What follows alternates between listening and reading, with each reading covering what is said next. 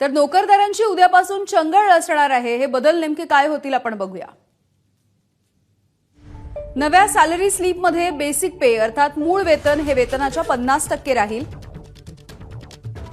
Basic पे वाढल्यामुळे EPF आणि ग्रॅज्युइटी देखील वाढणार आहे। नोकरी संपताच ग्रॅज्युइटी वगळता सगळे पैसे 2 दिवसात मिळणार। सध्या 30 ते 90 दिवसांची मुदत आहे। 12 लाख रुपयांपर्यंत उत्पन्न असणाऱ्यांना इन्कम टॅक्स नाहीये।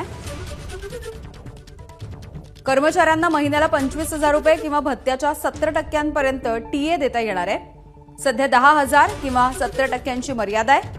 पुणे, हैदराबाद, बंगळुरू, अहमदाबादमध्ये देखील 50% एचआरए लागू होणार आहे।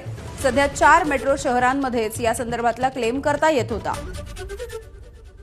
कंपनीकडून पुरवल्या जाणाऱ्या कर्मचाऱ्यांच्या कार बसवरती 1,800 किंवा 2,400 रुपयाच्या ऐवजी कर्मचाऱ्यांना मिळणाऱ्या 15,000 रुपयांपर्यंतच्या जेवणाच्या कुपनसोबत गिफ्ट कार्ड, गिफ्ट सर्टिफिकेट देखील करमुक्त असेल। इन्कम टॅक्स भरणाऱ्यांसाठी फॉर्म 16 आणि 16A च्या ऐवजी फॉर्म 130 आणि 131 लागू केला जाणार आहे। इन्कम टॅक्स रिटर्न सुधारण्यासाठी 9 ऐवजी 12 महिन्यांची मुदत असेल। मात्र 9व्या महिन्याच्या नंतर फी लागणार आहे।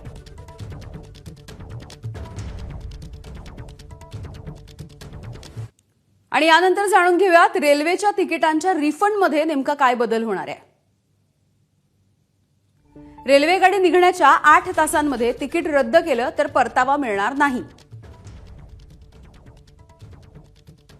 रेल्वे तिकीट गाडी निघण्याच्या 8 ते 24 तासांपूर्वी रद्द केलं तर 50% परतावा मिळू शकतो।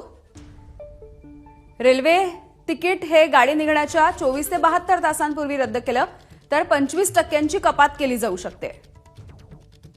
गाडी निघण्याच्या 72 तास आधी तिकीट रद्द केलं तर फक्त चार्जेस जे असतात ते लागतील।